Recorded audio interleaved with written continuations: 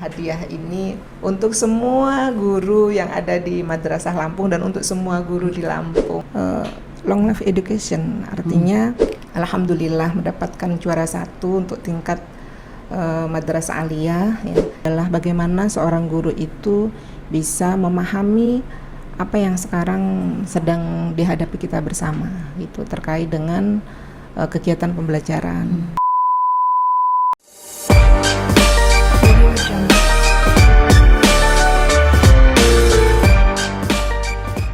Assalamualaikum warahmatullahi wabarakatuh. Salam Namo Buddhaya. Om Swastiastu. Salam kebajikan, salam sejahtera untuk kita semua. Tabi pun bersama saya Mela Basyar. Inilah Ngopi, ngobrol seru penuh inspirasi. Podcast kantor wilayah Kementerian Agama Provinsi Lampung.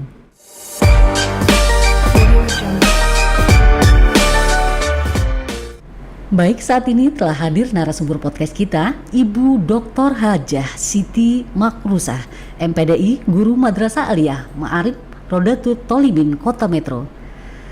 Juara 1 Anugerah Guru dan Tenaga Kependidikan berprestasi kategori Madrasah Aliyah tingkat nasional tahun 2023. Assalamualaikum Ibu. Waalaikumsalam. Apa kabarnya Bu? Alhamdulillah sehat. Terima kasih telah hadir membersamai podcast kantor wilayah Kementerian Agama Provinsi Lampung. Ibu, sebelum kita memulai podcast kita, Ibu kami persilahkan untuk memperkenalkan diri ya Bu. Iya, terima kasih Mbak. Izinkan saya untuk memperkenalkan, nama saya Siti Makrusah. Tempat tugas saya di MA Ma'arif Rodatut Tolibin, Kemenak Kota Metro. Tempat tinggal saya di Banjarsari, Kota Metro. Oh, di Kota Metro ya Bu ya. Terima kasih Ibu ya telah hadir di podcast kantor wilayah Kementerian Agama Provinsi Lampung. Kita akan langsung saja ke pertanyaan-pertanyaan ya Bu ya.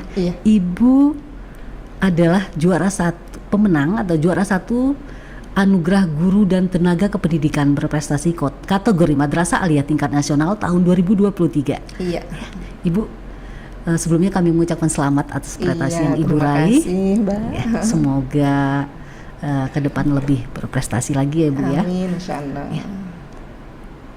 Bagaimana Bu bisa diceritakan bagaimana Ibu bisa meraih prestasi yang sangat membanggakan ini ya Bu ya.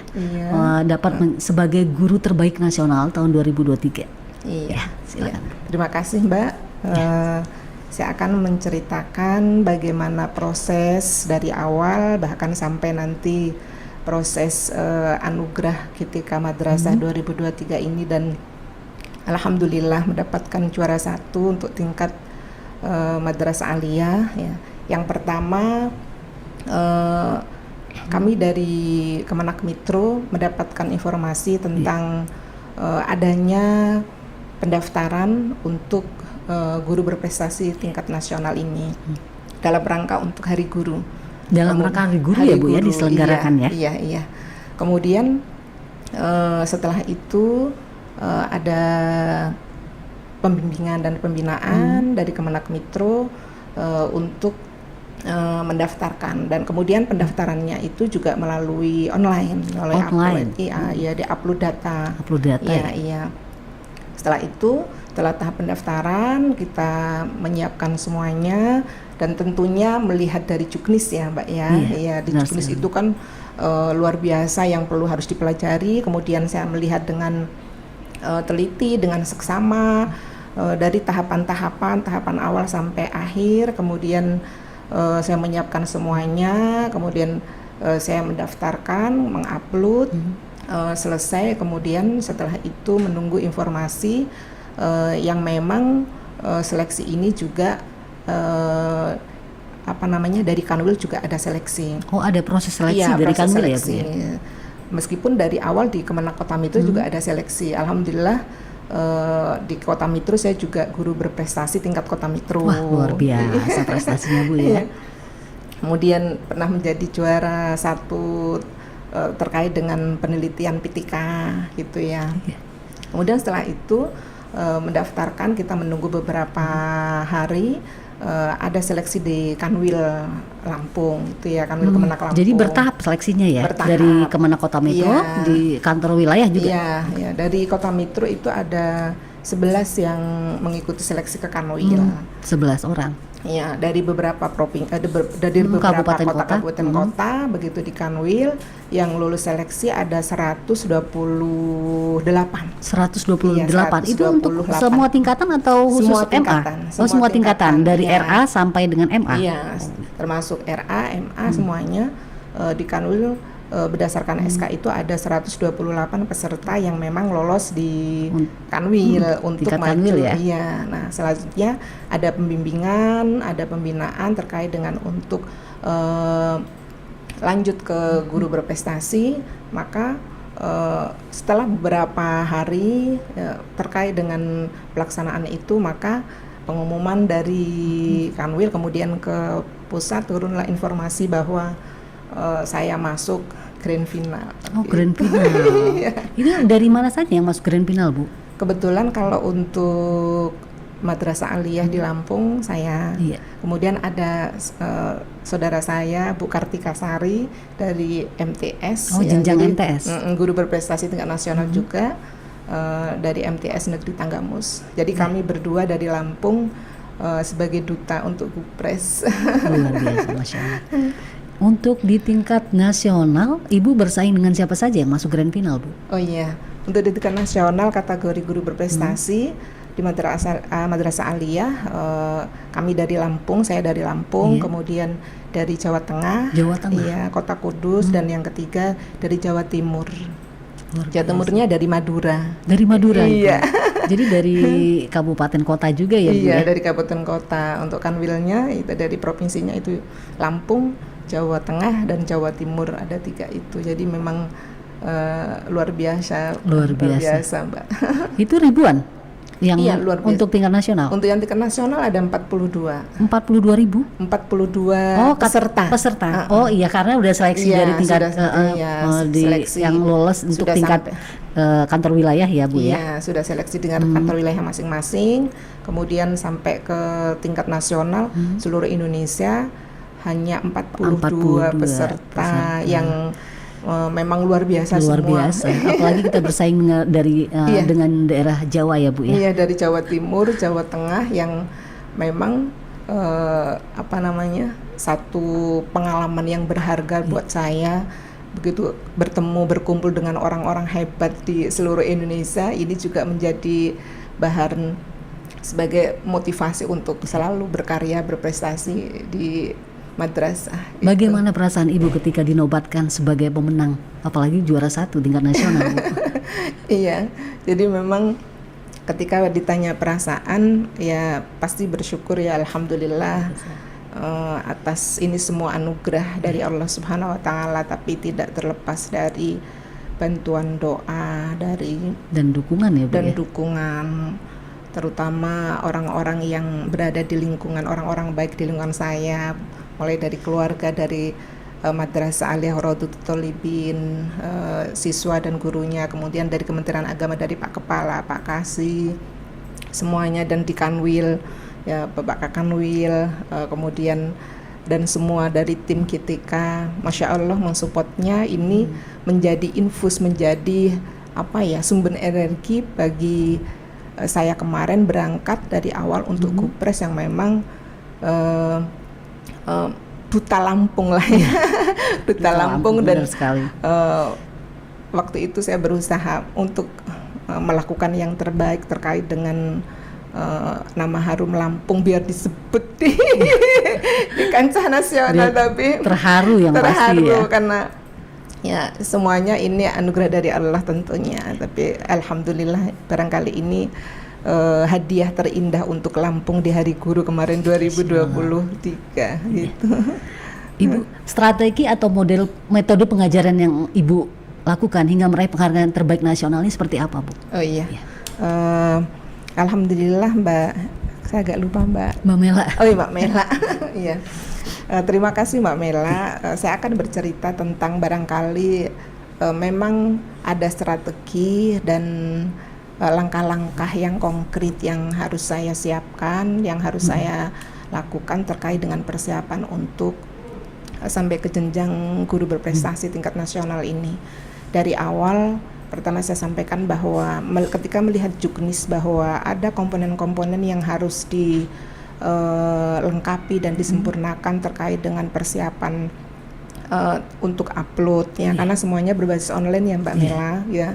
Jadi yang pertama adalah saya mempersiapkan mulai dari penelitian atau best practice saya. Jadi kebetulan dan alhamdulillah karena saya mengajar fikih ya Mbak Mela. Iya di Madrasah Aliyah. Kemudian saya pada saat kegiatan pembelajaran memang saya ketika di kelas itu terbiasa menggunakan metode pembelajaran yang anak-anak itu tidak cepat bosan.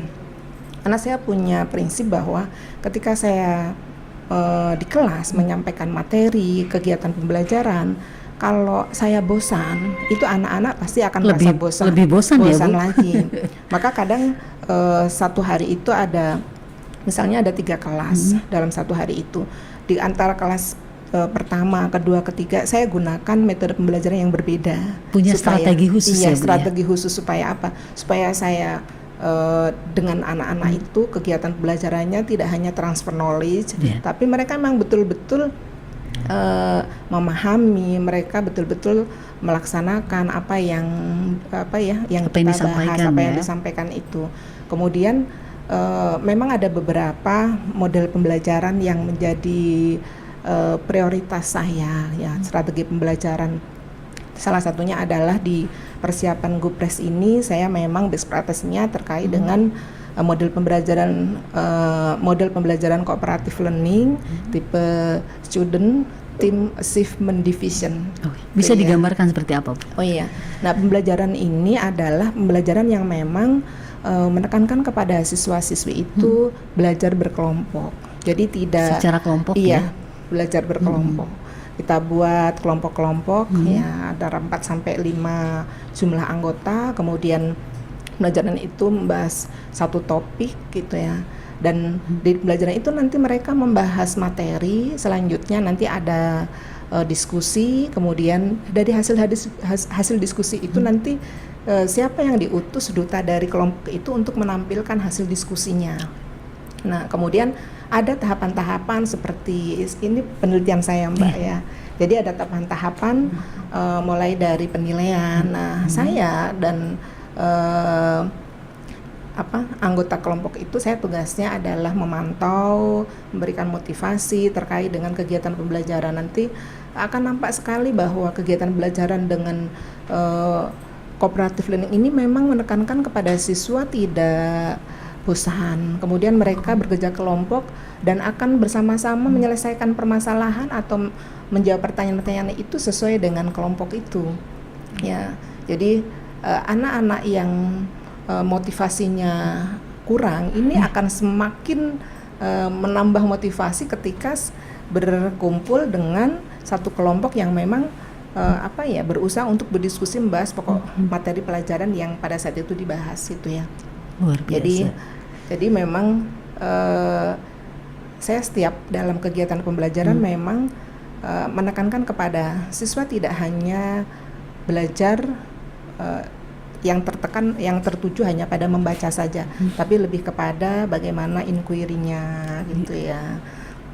Dan menemukan ide-ide kemudian karena ini menjadi satu daya dukung ditambah dengan media-media yang saya gunakan, dan karena kebetulan best practice saya ini tentang model pembelajaran cooperative learning, ini menjadikan bahwa memang penting dalam kegiatan pembelajaran itu tidak hanya tertuju pada satu strategi metode saja, tapi kita mencoba untuk menggunakan strategi yang bervariasi agar anak-anak ini lebih semangat, motivasinya lebih tinggi untuk belajar gitu.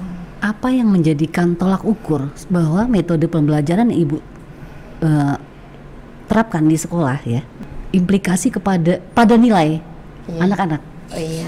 Tolak ukurnya seperti apa? Iya. Itu sukses gitu. Iya. Jadi untuk kegiatan pembelajaran penggunaan dengan model pembelajaran kooperatif ini memang upaya yang saya lakukan peningkatannya cukup signifikan. Jadi mulai dari motivasi belajar siswa, Jadi ketika menggunakan model pembelajaran itu tidak ada anak yang ngantuk-ngantuk gitu iya. ya. Itu salah satu. Ini salah satunya. Kemudian ya.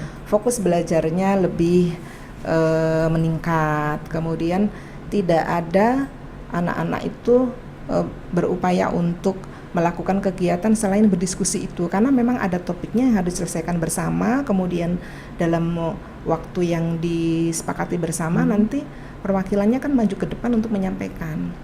Nah, pada saat menyampaikan ini kan butuh kerjasama dalam menjawab sebuah pertanyaan-pertanyaan, kan nanti ditanya oleh kelompok-kelompok lain gitu. Jadi ada beberapa kelompok satu yang maju, secara otomatis nilai kognisinya meningkat ya. Kognitif dari pembelajaran yang kita gunakan. Kemudian afeksinya secara otomatis, afektifnya bagus. Keterampilannya secara otomatis ketika ada pertanyaan-pertanyaan dari anak-anak, kan ada pertanyaannya memang sangat relevan dengan apa yang mereka alami. Kemudian ketika ditanya anak bisa jawab. Nah, nanti setelah kegiatan pembelajaran saya memberikan apresiasi di antara kelompok itu yang jawabannya bagus, kemudian nanti ditempel di papan katanya. Jadi hasil jawaban itu kan dari hasil diskusi itu ditempel, kemudian saya berikan apresiasi untuk yang jawabannya bagus gitu ya. Nah, setelah itu guru di sini sebagai pembimbing memberikan pemaparan melengkapi jika ada hal-hal yang sekiranya ada materi yang anak-anak belum paham terkait dengan kognitifnya, bagaimana tadi menanggapi permasalahan pertanyaan dari teman. Nah, saya kira memang ini untuk pelajaran yang saya ampu di Madrasah Aliyah terkait dengan model pembelajaran penerapan ini memang sangat signifikan menurut yang saya lakukan. Gitu. Apa Bu yang mendasari Ibu menerapkan metode pembelajaran yang seperti itu? Iya, yang pertama adalah terkait dengan model ini menekankan kepada kerja kelompok, ya, menghormati, menghargai sesama teman, kemudian menghargai kemampuan, karena di sini tidak membedakan mana yang mampu, mana yang tidak mampu, tetapi sama-sama untuk bersama-sama menyelesaikan suatu masalah. Jadi tidak membedakan ras, tidak membedakan suku, apalagi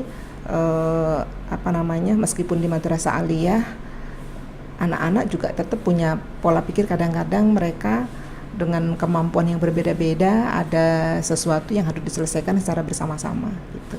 Jadi kekuatannya adalah bersama-sama, kerja kelompok, saling menghargai, saling menghormati, saling menguatkan gitu, melengkapi antara satu dengan yang lain gitu. Menurut Ibu, apakah sistem pembelajaran yang memang sudah menurut Ibu berhasil ini tadi cocok tidak diterapkan di semua madrasah, Bu? Iya. Penerapan model pembelajaran cooperative learning ini salah satu penerapan atau model pembelajaran yang diterapkan teorinya dari Slavin ya, karena saya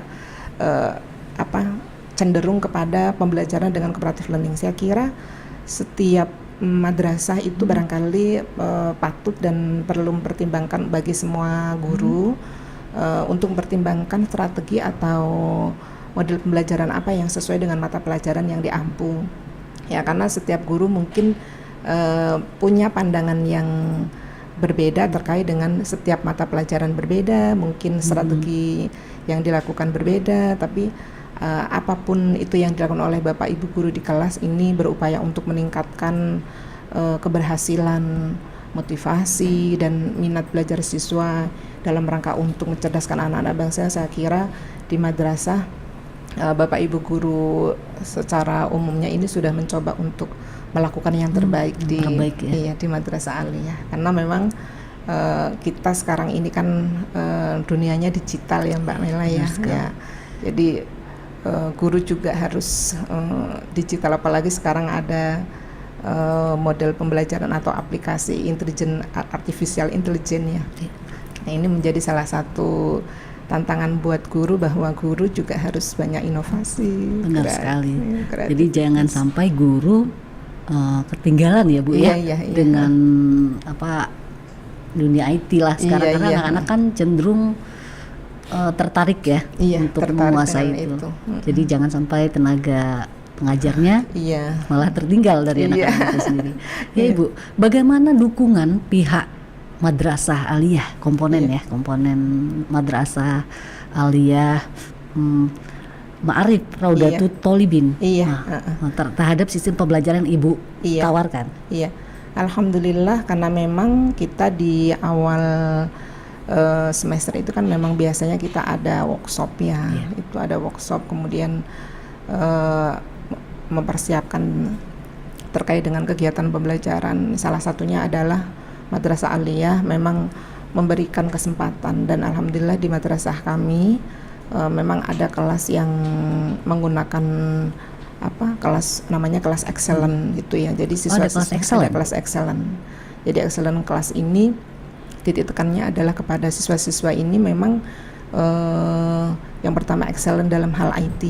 Jadi mereka faham dan ada muatan tambahan tentang jadi penekanan digital, pertama IT itu ya, Bu, ya? Kemudian yang kedua, excellent kelas itu atau kelas excellent itu juga menekankan kepada kemampuan tahfidnya. Tahfiz. Jadi excellent secara IT dan excellent dalam tahfidnya. Ya, jadi di kelas excellent itu memang kelas yang menekankan diarahkan untuk ke sana. Meskipun memang kelas-kelas yang lain juga ada yang tahfidz, tapi memang diberikan kesempatan agar mereka memang bisa mengeksplor gitu.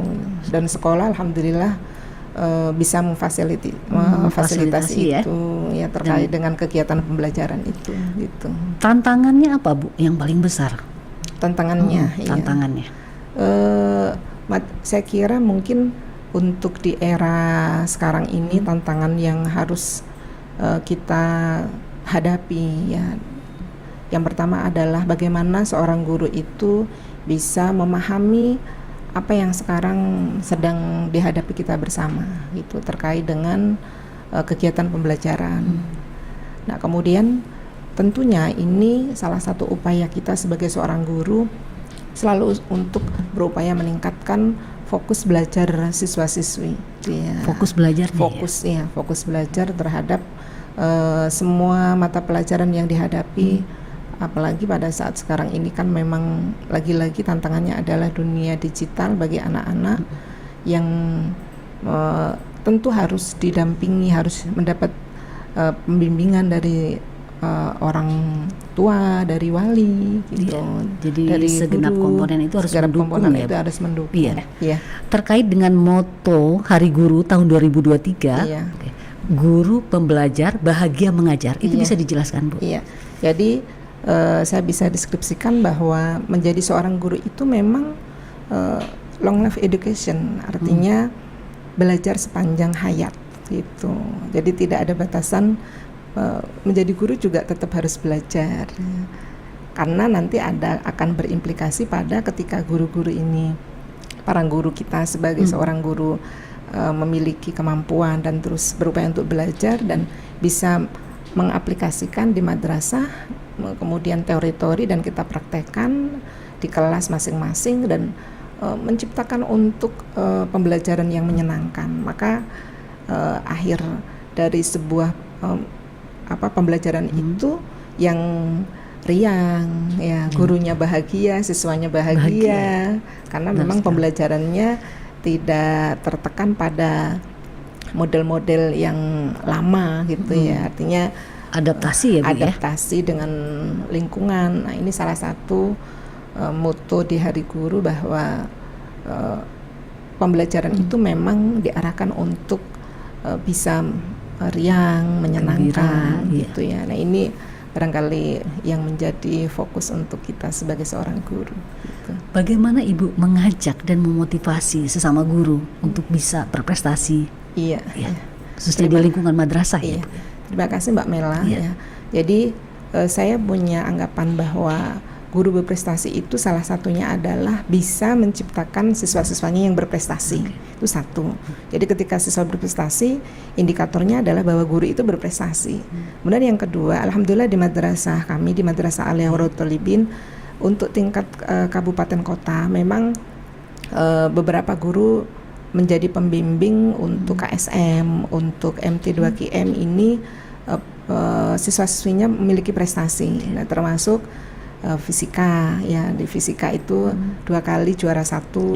Iya, nasional. Kemudian untuk tingkat kota Mitro dulu. Tingkat kota Mitro dulu ya. Tahapannya jadi tahapannya. Ya. Jadi kemudian MT2KM dari program Tafid itu alhamdulillah juara sampai ke tingkat kabupaten ini juga mendapat juara. Nah, ini artinya bahwa kami punya komitmen bahwa untuk menciptakan, untuk menjadikan guru berprestasi itu tidak hanya kepada gurunya saja, tapi guru bisa menjadi teladan siswa.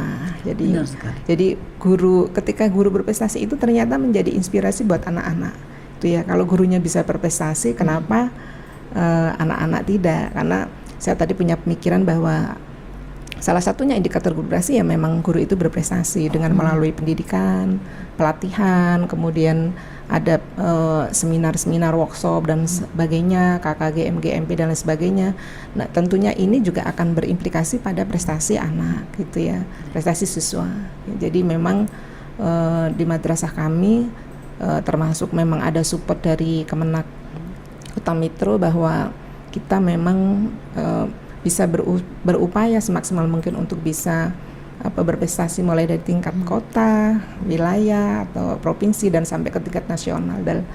Dan barangkali ini salah satu bukti kami di Madrasah Al-Hurul Talibin, terutama kemudian Kemenak Kota Mitro bisa mewujudkan guru-guru prestasi. Karena memang Kota Mitro adalah kota pendidikan, madrasahnya juga kita berupaya untuk mewujudkan itu ya, bahwa madrasah hebat berprestasi. Ini terkait dengan jargon ya, Mitro sebagai kota pendidikan. Tentu apa? Maksudnya lingkungannya mendukung, anak-anaknya sendiri mendukung untuk bisa memang mewujudkan prestasi, Bu. Iya, ya.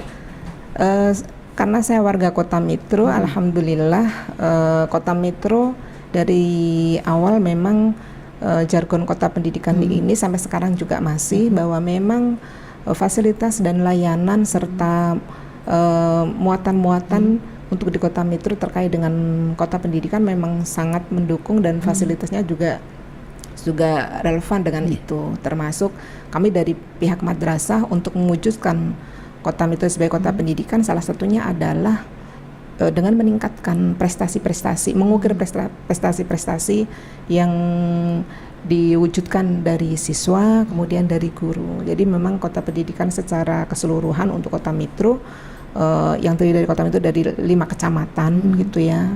Kotanya semuanya saya kira dari berbagai kecamatan itu dunia pendidikan itu sangat terasa itu ya. Jadi memang lingkungan budaya itu memang mendukung ya, Bu ya. Iya, sangat mendukung gitu. Untuk mewujudkan jargon tersebut ya. Iya. Okay. Ibu, ucapan terima kasih, himbauan atau ajakan motivasi apa yang ingin Ibu sampaikan? Silakan, Bu. Yang pertama kami mengajak untuk semua dewan guru, untuk semua praktisi pendidikan dari semua lini bahwa kita punya tujuan yang mulia, salah satunya adalah mencerdaskan anak-anak bangsa dengan berakhlak mulia. Karena memang salah satu tujuan kita adalah untuk menghantarkan ya anak-anak untuk memiliki kemampuan baik secara kognitifnya, afektifnya maupun keterampilannya. Pada saat saya sampaikan ke Gupres bahwa di future saya sampaikan sangat mulia menjadi seorang guru, apalagi guru itu berprestasi. Dan kata yang terakhir, saya bangga jadi guru madrasah. Masya Allah. Memang rasa bangga itu harus selalu ada ya, Bu ya. Iya, rasa bangga itu artinya membuktikan bahwa kita dedikasikan kita untuk madrasah sebagai bentuk bahwa kita punya tanggung jawab untuk mencerdaskan anak-anak bangsa. Tentunya dari diri kita sendiri gitu ya. Dan mudah-mudahan apa yang saya sampaikan ini menjadi salah satu inspirasi buat kawan-kawan dan menjadi motivasi buat kawan-kawan sebagai tenaga pendidik, karena memang menjadi guru itu mulia, menjadi guru itu jariahnya luar biasa. Dan alangkah bahagianya ketika melihat anak-anak yang memiliki akhlak, yang memiliki prestasi, yang memiliki potensi yang luar biasa. Pasti ini salah satunya adalah karena memang berkat seorang guru ya yang mulia dan tentunya berupaya untuk maksimal sebagai seorang guru. Baik gitu. Ibu, terima kasih. Ada ucapan terima kasih yang ingin disampaikan Bu? Iya. Yang pertama saya mengucapkan terima kasih pada Mbak Melani hari ini dan tim ini bisa di podcast ini luar biasa ya, artinya memfasilitasi sebagai sarana untuk berbuat lebih baik lagi di dunia pendidikan, terutama di madrasah itu ya. Kemudian ucapan terima kasih saya terutama untuk keluarga saya. Yang pertama keluarga besar saya, suami, anak, orang tua ibu saya, keluarga kakak adik saya, itu karena memang kalau tadi pertama terima kasih pasti bersyukur kepada Allah ya Mbak Mela ya, itu sudah di awal lah. Tapi ketika mengucapkan terima kasih kepada keluarga yang mensupport ya semuanya. Kemudian dari Madrasah Aliyah Ma'arifatul Thalibin, kepala madrasah, dewan guru, bahkan anak-anak gitu ya, itu luar biasa. Pada saat saya tampil, pada saat hari itu saya ke Jakarta dari tanggal 22 sampai 25, 3 hari di Jakarta, semua warga madrasah di kota Mitro itu mendoakan untuk keberhasilan itu ya. Kemudian Kemenak Kota Mitro, Pak Kepala, Pak Kasih ya, yang selalu mendukung mensupport, ya. Luar biasa pasti dukungannya ya Bu ya. Dukungannya luar biasa. Kemudian dan semua jajaran yang ada di Kemenak Kota Mitro ya, semuanya. Termasuk di kantor wilayah ya. Kantor wilayah otomatis bidang ya, kantor Penmat. wilayah bidang Penmat ya, sampai ke sana ya didampingi dari kantor wilayah Pak Kakanwil, terima kasih. Jadi ucapan terima kasih semuanya dari ketika di Kanwil yang memang support, membantu terlaksananya mulai dari awal sampai akhir di Kupres, dan alhamdulillah support itu membuahkan hasil gitu. Sekali lagi selamat. Iya, terima kasih Mbak Mela. Ini untuk di Hari Guru kemarin saya sampaikan bahwa hadiah ini untuk semua guru yang ada di Madrasah Lampung dan untuk semua guru di Lampung gitu. Baik. Terima kasih. Baik Ibu, terima kasih atas kehadirannya di podcast kantor wilayah Kementerian Agama Provinsi Lampung. Terima kasih telah membersamai kami di podcast kali ini. Semoga karir Ibu semakin maju, semakin gemilang secara prestasi dan jadi kebanggaan Provinsi Lampung dan setelah membuktikan nasional. Terima kasih atas kehadirannya. Terus saksikan Ngupi, ngobrol seru penuh inspirasi. Podcast kantor wilayah Kementerian Agama Provinsi Lampung. Jangan lupa like, comment, and subscribe. Sampai jumpa di podcast berikutnya. Saksikan terus kami dengan episode yang tidak kalah menarik tentunya. Assalamualaikum warahmatullahi wabarakatuh. See you.